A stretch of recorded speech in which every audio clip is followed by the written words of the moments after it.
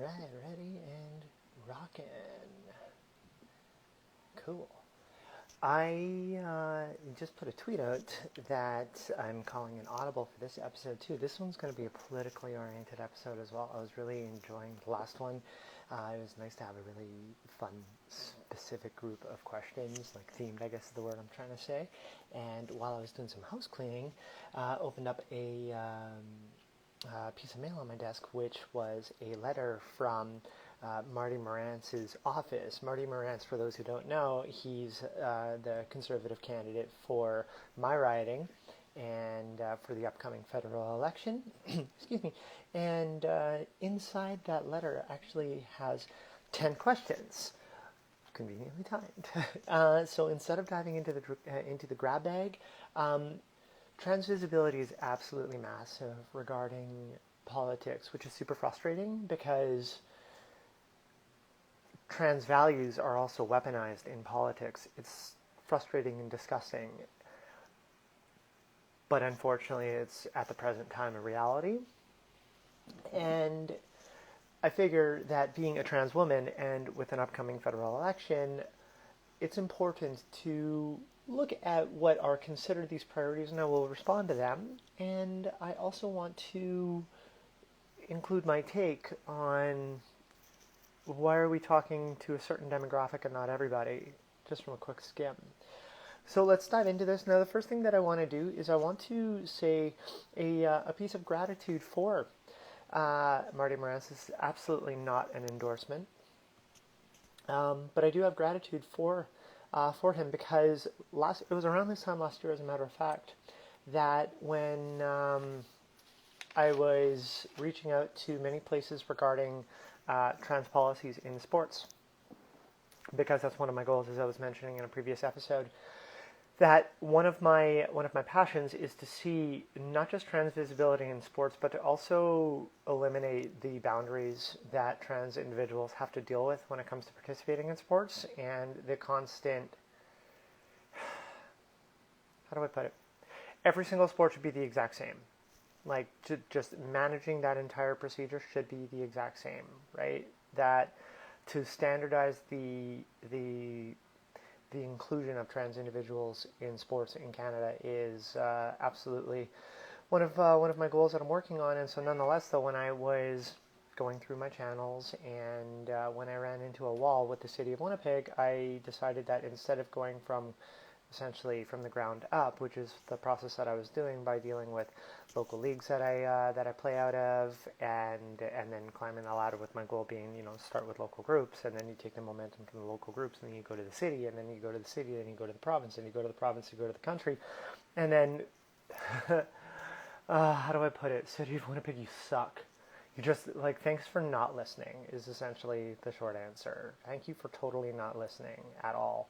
So nonetheless, though, I decided to go the other direction around, and I reached out to Marty Morantz to see if he would sponsor me for for something that I would submit on a federal level to just see things done on a more macro side as what my goal would be. And with some good correspondence between him and I, we ended up, he ended up sharing me some guidance to reach out to individuals at Sport Manitoba, provided me their information, which I did. And, as I'm sure most of you know by now, that led to me being a volunteer on a committee that's been developed with Sport Manitoba about trans inclusion in sport. So I absolutely do have gratitude for him about that. So I want to make that clear. So nonetheless, I feel this is a good opportunity to share an episode of questions that are asked by a Conservative candidate in my riding, especially considering that being a trans woman, it is an absolutely massive uphill battle to earn my vote if being a Conservative candidate, spoiler alert, because frankly, a Conservative leadership will reduce my lifespan between myself and my peers. There's my life expectancy will go down. So, spoiler alert. May as well wrap it up. So, nonetheless, let's go through this. I glanced at the letter. Excuse me, and I do want to go over that too because there's a couple of really kind points as well. Leave survey helping laser focus. As your MP, I know it's vital to know what you think about the most important issues facing our riding, our province, and our country. Thank you in advance for your help. Okay, well, the most important issue is 100% patriarchy. Smash patriarchy, the world gets better. That's the end of the story. Stop masking everything else around, such micro things. Acknowledge patriarchy, acknowledge systemic oppression, acknowledge systemic abuse, and all of a sudden, a lot of the things that become to seem difficult, excuse me, will no longer be as difficult because we start to regain equity. Everyone wants to talk money. The PCs love talking about money, money, money, money. Equity rings a bell when we speak about that, but equity also isn't about dollars and cents. Equity is about making sure to share your assets, but not share them evenly to everybody, but to ensure that it brings everybody to the same place. And so sometimes that means that if you have 3 apples and you've got 3 groups of people, you've got, let's put it this way, you've got upper class, middle class, lower class, and you have 3 apples, and you want to divide the 3 apples, right? Our current system is essentially 3 to the higher class, maybe 3 to the high class, and then 1 to the middle class. And everyone has in their head about equality, which means divide the 3 apples so that it's 1 to the higher class, 1 to the middle class, and 1 to the lower class, which is better than a kick in the ass. There's no question to ask. But equity will actually help resolve many of our systemic issues, because the higher class, hey, listen, right now this isn't the time for you to receive apples. We will give 1 apple to the middle class, and we will give 2 apples to the lower class. That is how equity works, and that's how you restore, just a harmonious relationship between all people, and it helps dissolve those boundaries. But no, we always have to have ours. Oh, right? Why do they get the apples and I don't get any, even though I've got 17 apple trees? Why does he get an apple? Grow the fuck up. So that's my issue. Dissolve the reasons for systemic abuse and systemic oppression. Then you'll learn about that. This is challenging. COVID requires sacrifice and hard work from all of us. Sure, that's fine. I've heard it enough. Doesn't seem like a lot of, I understand that. Whatever. I do not relate the Conservative Party with sympathetic to COVID people, or COVID concerns. But okay, thanks for the token statement. I'm optimistic I'll soon be able to safely knock on your door, talk to you face to face. That would be cool. I would actually just like to say hi and thank you for what I mentioned about Sport Manitoba and share, right, the success that came out of that. I absolutely would be more than welcome to do that. Finance share, delivering 3 straight balanced budgets. Balanced budgets don't mean shit to me anyway, right? This is just fancy ways of pushing money from one place to another. I really don't give a damn about balanced budgets. We're all going to be taxed at the end of time anyway, so just make sure the taxes are useful. Top priority right now is economic recovery. Understandable. At the same time, for economic recovery to be sufficient, you actually need to have the rest of the globe working on the same page too, and unfortunately, not everybody's banging the same drum, so sure, right? If that makes you feel good, go after that. Instead, we've been suffering a global social crisis we're getting close to 2 years now, not to mention just the fact that it's been an absolute tire fire for decades upon decades. But let's just go ahead and focus on dollars and cents again, because that's what everybody wants to worry about, instead of making sure that people are kind to each other. So, okay, keep your priority there. Help small businesses in our area get back on their feet. That I respect, because I do know small business owners, and I totally understand the struggles that have been dealt with. At the same time, a lot of the difficulties have come from our provincial government too, so I can't look at that as a mutual issue, but I do recognize what's happened. At the same time, I think that's just been said. I can't really blame a government specifically about that, because everything has been a general tire fire, and so everyone's flying by the seat of their pants, right? And when stuff like that happens, in the big picture, you can't make everybody happy, right? But at the same time, I do know people personally who have been struggling because of this, from a variety of careers, and I am sympathetic to helping restore what their loss is, because I had a great conversation with a friend when COVID was kind of starting, if we want to use that as a word, starting, and being an owner for a business with her staff, it's and I can relate to a lot of things on how it was managed provincially, but the language still it translates to federal too. But when you open a business, you think about opening a business and selling your goods or your talents or whatever it would be and generating revenue from it. Like that's generally the long and short of why you run a business. Then it turned into a situation where you've had businesses needing to make moral and or ethical decisions while also strategically acknowledging what their decisions could do for their own good. Especially when COVID was starting, that you'd have, I still remember mid-March last year. Like, oh, we'll be back open in April. Nah, okay, sure, but okay, feel good. And the challenge with many of these businesses having to decide if they want to close or not, because if they close because they feel it's the right thing to do, but then they're still going to have patrons go to similar, like, you know, whatever their market would be, but then they would just end up going to other places to still purchase or whatever because the consumer still has a need, right? Like, it became a really difficult position to be put in because you don't run a business to go ahead and try to save the world, kind of, right? And there was a lot of accountability put on those businesses for that, and unfortunately there was a lot of, you know, oh, it is what it is, here's the best we can do, it's just a situation in the world, but then at the same time screaming about how the economy needs to get better. So I totally understand that, but there's still ways to go ahead and just do it better. God damn it. Gets young people who are laid off or let go because of COVID back to work so they can participate in the post-pandemic economy.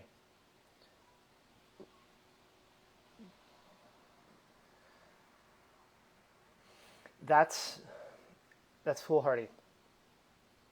It's totally foolhardy. Totally foolhardy. Because any business worth its salt knows how to maximize, like let's just call it as it is. Any business that can go ahead and maintain their profitability with less labor is more profitable, right?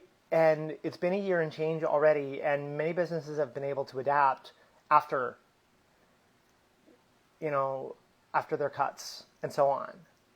So what are you going to do? You're going to go force people to hire and dump a ton of money in it, which again will spur the economy with that because we're going to obviously have more revenue coming in.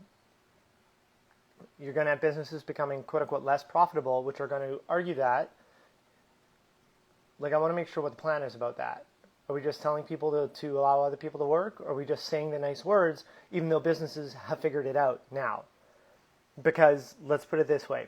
If I had a business of 100 people and I needed to lay off 25% of those people who were deemed essentially non-essential, and then over the last 18 months have been able to adapt my business and recover my profitability now with 75 people and become much more efficient, and now you're going to tell me that I need to hire 25 people again, there better be something coming back my way to make it worth it. So that's a wild one. Recognize and learn from the experiences of the frontline workers. Do you know what that needs? It needs you guys to start listening. And unfortunately, there's not a single politician out there who actually seems to listen enough to care, right, beyond their own agenda. So that's nice filler. We've had teachers screaming about simple things like, why aren't kids wearing masks in schools? And that's still debating. It's still being under debate. And I know I'm mentioning it on the provincial side, but I know that's just across the nation anyway. And like, you're looking at other frontline workers who were like working in retail stores, and they get paid essentially hazard pay with massive by the hour increase, and then when things are starting to seem kind of normal, they're sent back down to minimum wage or whatever they're making before. You need to listen now. You don't. Like, so what are you going to do? You're going to be like, oh, if this ever happens again, we'll make sure to do a wage freeze so it doesn't go back down. In the theory of a pandemic coming again over the next term, come on. Paves the way for every Canadian to thrive in a post-COVID world by doing more to support those with living with mental health challenges. Absolutely, right? And every platform should be saying something like that. Frankly, this entire experience, if we don't have any major takeaways from the experience with our pandemic, it's a loss.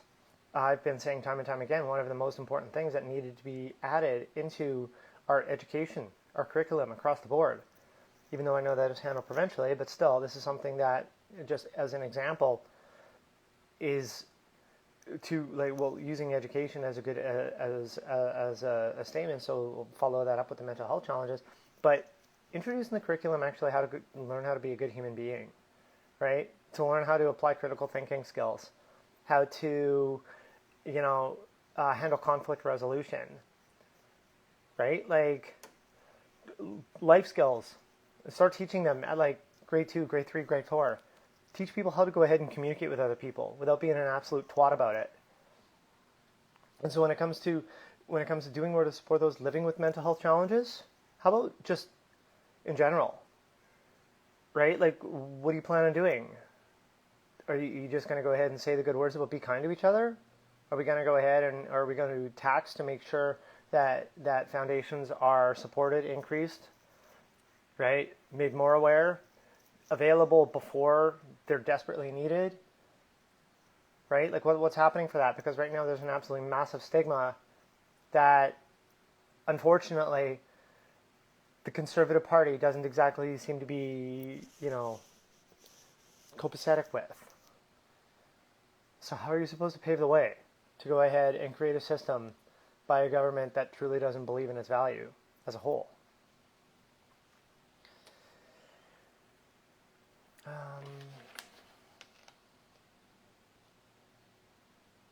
As I read to you, it appears Justin Trudeau is preparing to plunge Canada into a risky pandemic-era election that no one wants and serves no purpose other than to advance his own political agenda. Yes, that is called politics. Every government party would do that. Why? Tell me a single party that would not go ahead and look at their stats, feel they're confident to pretty much re-up. Maybe or maybe not backfire, who knows?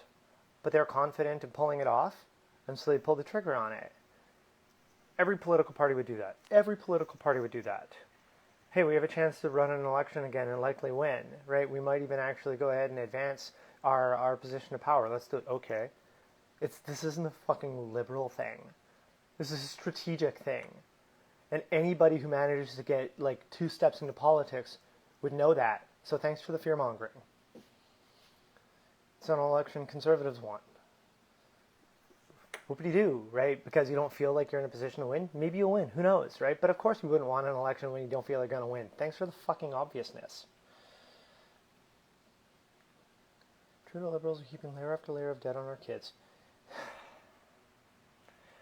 just going to sling it out there. I'm 40 years old, and there have been PC governments too.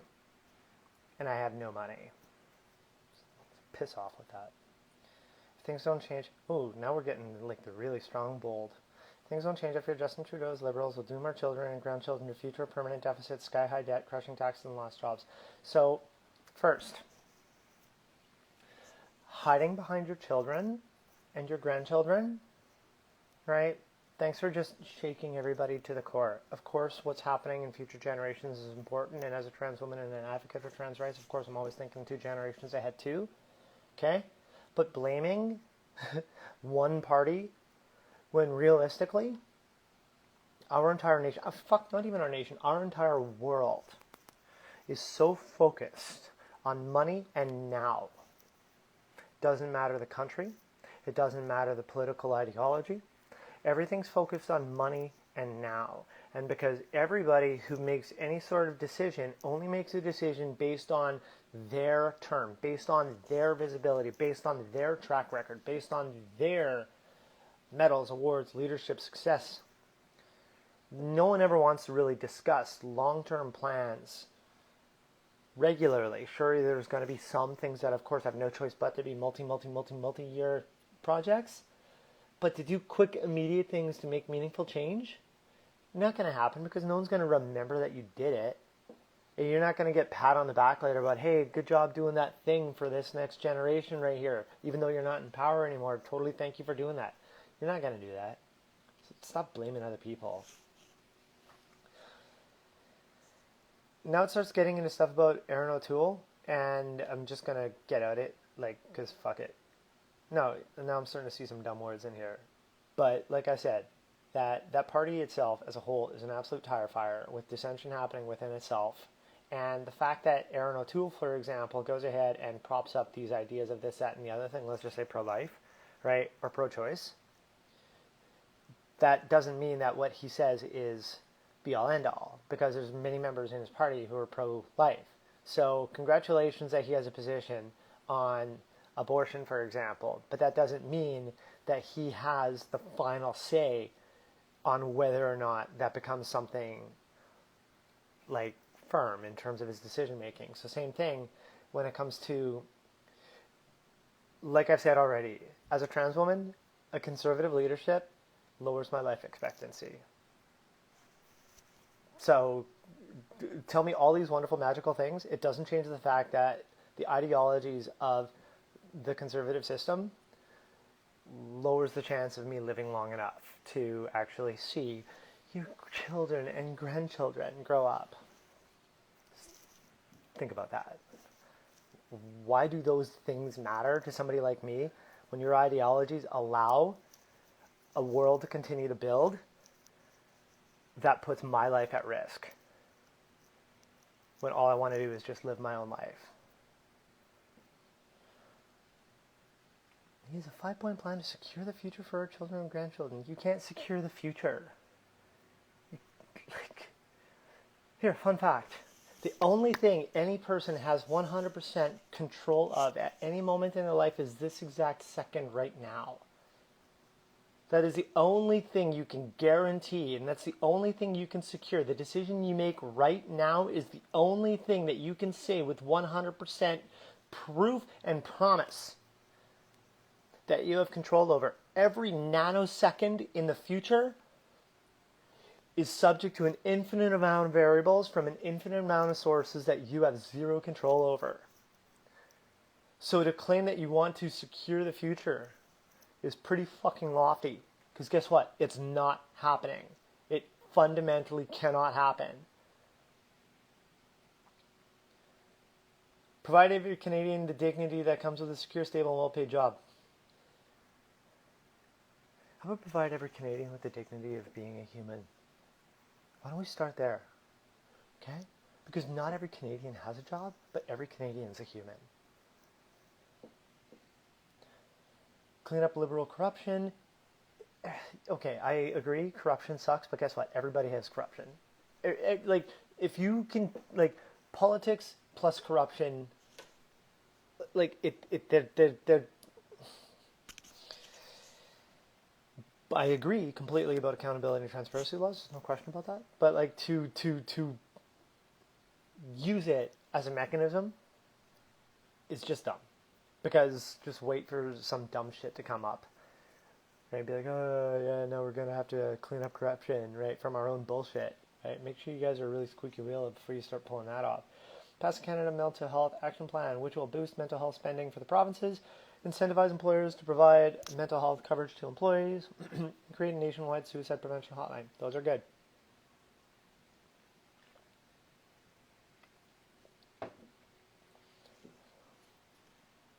But not good enough. Put it in the schools. Not as a classroom, not as a side counselor. Introduce it into the curriculum. Make Canada more resilient and reduce our reliance on countries like Canada. That's where things are going. Like China, by creating a stockpile of personal protective equipment and taking seriously our responsibility to protect the health of Canadians. We provide a lot internally of PPE. We supply a lot of that stuff ourselves. If we want to go ahead and take a demand off of utilizing countries like China to provide our goods, incentivize small businesses for their own local wares. Put your money into that. Put money into incentivizing local and small business for their own, like, homegrown goods. Like, what are you trying to say? Oh, don't buy cheap Chinese plastic shit?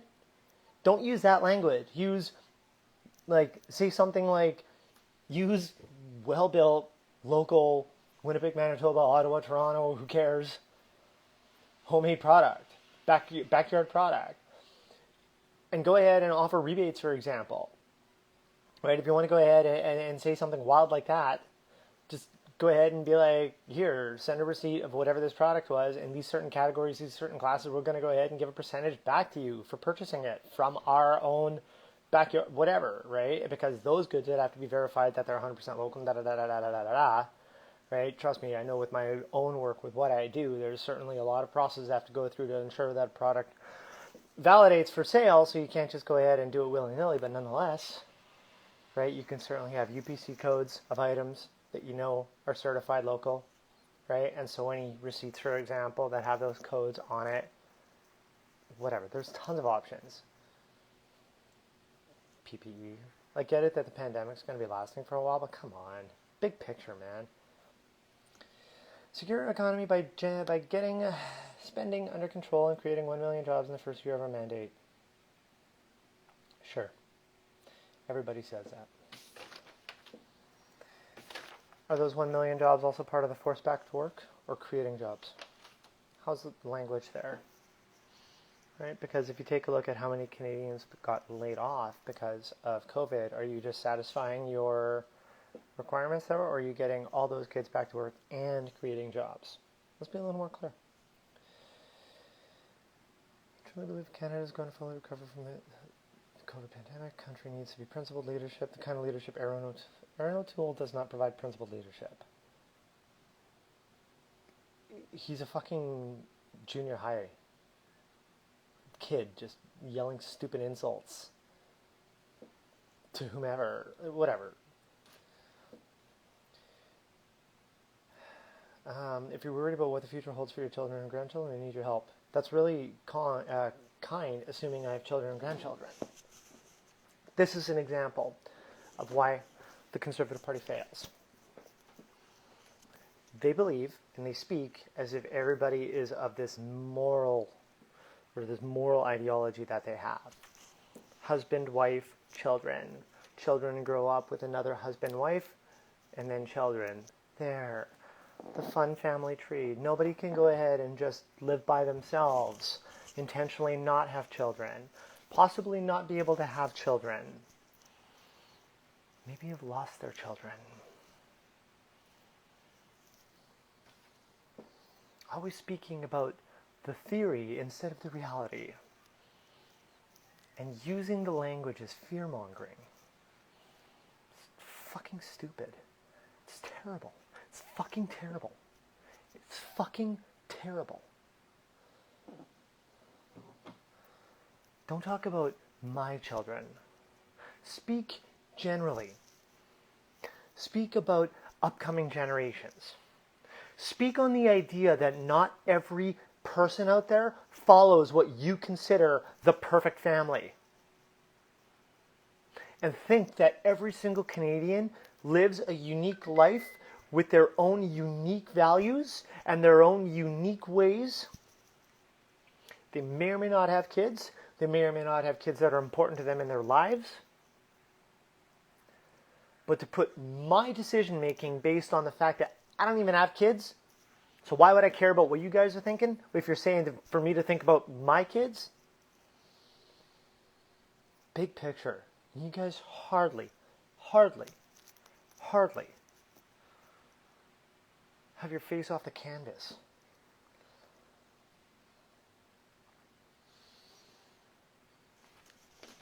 So, questions now. Question number 1. Of the following issues, please... What was that thing that beeped anyway? Oh, okay. Of the following issues, please select the 3 issues that matter to you most. To indicate your selection, simply mark an X or a check mark in the corresponding box. Maybe I'll put in a circle. Creating 1 million jobs, lowering taxes, protecting the environment, supporting our armed forces, reconciliation, supporting Indigenous communities, standing up to the Chinese Communist Party, supporting the energy sector, tackling crime, strengthening healthcare, negotiating free trade deals. Okay, well, reconciliation and supporting Indigenous communities is going to get filled in with, oh, wait, if I fill it in with a circle, maybe it'll go ahead and be dismissed. So reconciliation, supporting Indigenous communities is going to get a check mark. And protecting the environment is going to get a check mark. And then I'm going to put other.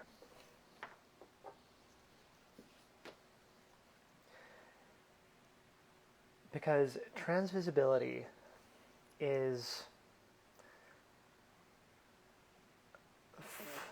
and all non-mainstream marginalization is not getting any support by any major government. And PC government, there are people in your party who still vote in favor of conversion therapy. Okay? There are people in your party, Marty, who still vote in favor of conversion therapy. So until your group cleans up their act and recognize that all human beings are valid, and to go ahead and essentially try to pray the gay away is a success, do you honestly think that I'm going to give you guys a fighting chance to have more chairs than you're going to end up getting? Do you honestly think that just the idea that maybe some of that toxicity in your group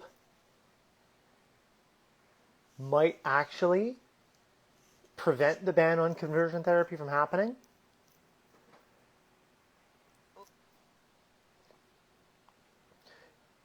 As I mentioned a couple times already, a conservative party is not conducive for keeping like a trans woman or a trans person's life expectancy as is or longer. A PC government reduces the life expectancy of a trans individual. Period. Do you support the establishment of a universal pharmacare program for Canada even if it results in higher taxes? Yes. Yes. Why? Because I like to think that other people deserve health care too, on all forms, glasses, teeth, etc.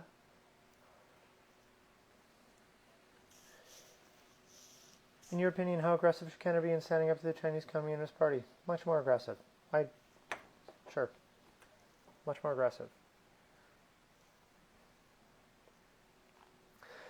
Of the following options, which best reflects your opinion regarding federal government spending during the COVID pandemic? It was a good idea to increase spending early in the pandemic to keep the economy going, but it's time to focus on balancing the budget over the long term. The government should continue to spend as much as it takes to support Canadians with new programs and worry about the budget later, which is what I'm looking at. It was important for the government to boost public spending and help Canadians during the pandemic, but our priority right now should be rebuilding the economy and create safe conditions for businesses to operate at full capacity. No, fuck it, worry about the budget later. You know why? You guys print money. That's why. When it's all said and done, you just like print money when you need to. Push money over here, push money over there. Do you support a universal national childcare program? Yes.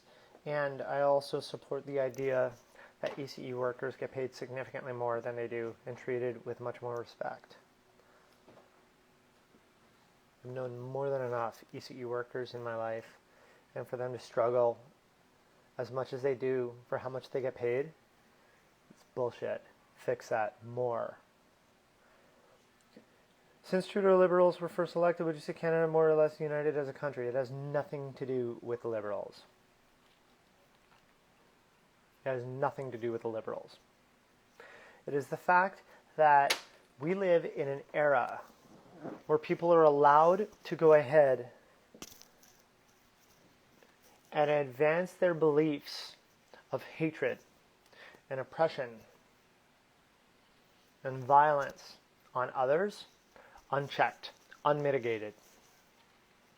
And it gets worse and worse and worse with every passing hour. This has absolutely nothing to do with the Trudeau Liberals. And if we want to take a look in reflection over the last 18 months or so,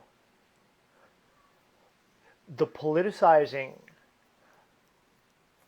globally about COVID, and especially a lot of the nonsense that started down south, at least with what's happening in the Western world, has taken a massive toll on how people take care of each other. It has nothing to do with the Liberals. It has everything to do with the fact that no government has the stones to stand up against it, including the PC government. Because when it comes to something like C10, or any other addressing of hate speech, hateful conduct, it's always the conservatives at the front of the party saying, you can't take away my right to call that person an insert slur here.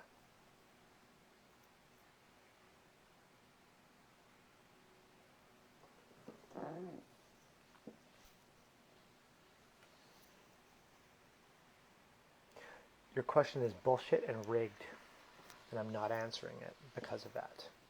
Failure. How important is it for Canada's post-COVID economy that the federal government enact policies that support responsible development of our natural resources?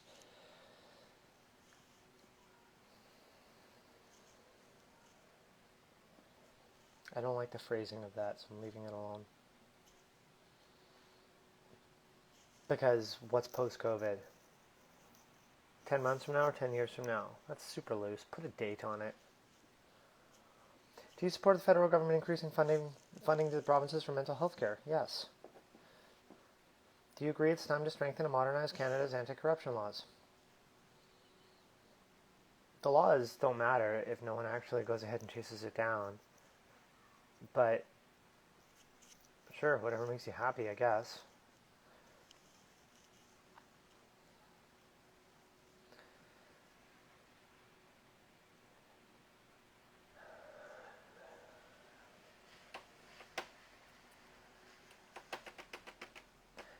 Still trying to think how to answer that. I'll leave it alone. In your opinion, what's the best way to support small businesses? Cutting taxes, reducing red tape, direct supports to incentivize hiring, assistance with employee training costs, federal support in adapting to digital technologies. Excuse me. None. None of the above. Incentivize small businesses to optimize their corporate social responsibility. You may or may not have seen that from emails you've received. Corporate social responsibility has an actual trickle-down effect, as much as the Conservative government always likes to talk about it in the past. Down south. Republican, point being.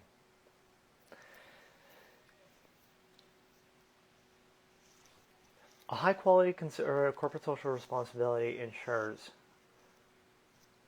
that you've got individuals in the neighborhood, in the community, recognizing the strengths of that business and how they're strong, healthy, safe, inclusive, welcoming to all of their members in their neighborhood, which then means that those members in the neighborhood strengthen the economy by going to those businesses and staying there because there's a trust.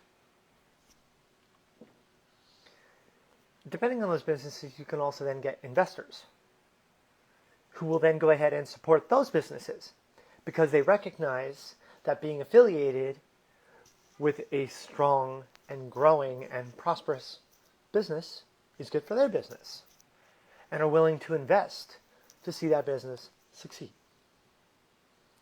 And the cycle continues. You end up having a business that shows trust and gives trust to its neighborhood, or to its neighbors in its neighborhood. The money stays in the backyard, which is how you strengthen the economy the best, by not having it go farther away. And to have external money come in from people having faith to see that success grow. That is how you support small businesses best, by encouraging them to be the best. Throwing money at shit doesn't fix things. Encourage them to be their best. Big picture. Look at the people that are around them. Be inclusive. Be welcoming. Be ethically aligned. Be morally on point. stand up for that. Make it clear that anything immoral doesn't have a place in that neighborhood, which then means that neighborhood feels safer, which then means more people and more diverse individuals will also want to come into that neighborhood and bring their assets. That's how you grow. Because if you don't do that, all you do is you replicate. And all that does with replication is ultimately create failure. Because that's kind of similar to the whole theory of insanity thing, right? Just repeating the same thing and expecting a different result every time. Create an opportunity for small businesses to be rewarded for strengthening their neighborhood from their own policies and practices, from making sure that they're following environmentally friendly plans, from making sure that they're following diversity, equity, and inclusion plans, and advertising and advocating for those values. That is how small businesses not only stay successful, but that's also how they grow. That's the answer. I'll rewrite that in there, maybe a little shorter. Those are 10 questions.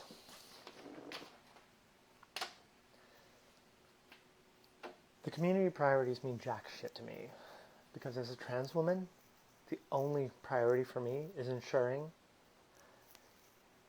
that I can live safely.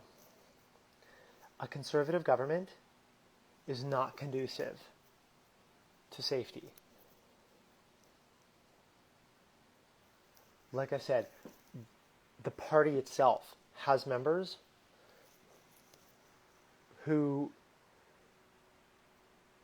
don't vote against banning conversion therapy. The fixation on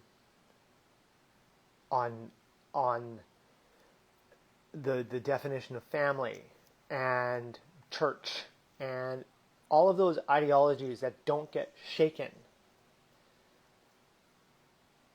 from the foundation of that party structure are not conducive to trans individuals growing up to live a long, healthy life where they can have children and grandchildren without controversy.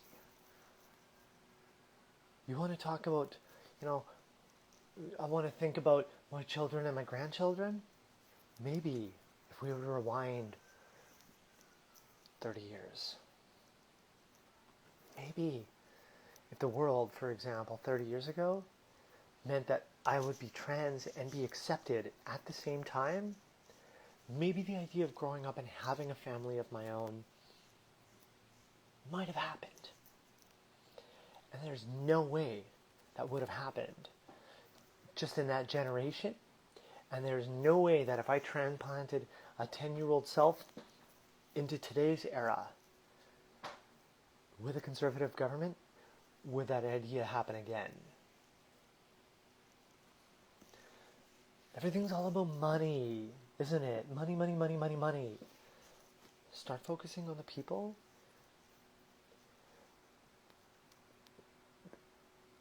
Remember that trans people are people too.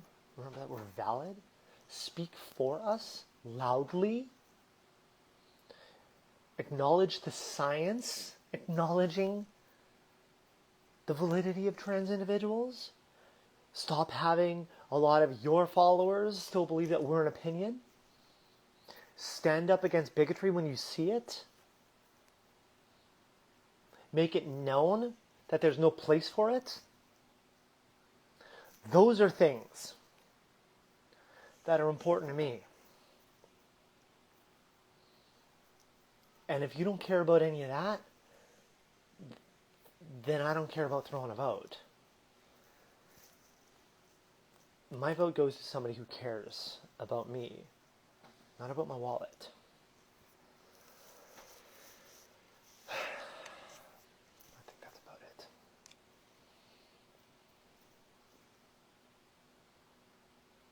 Actually,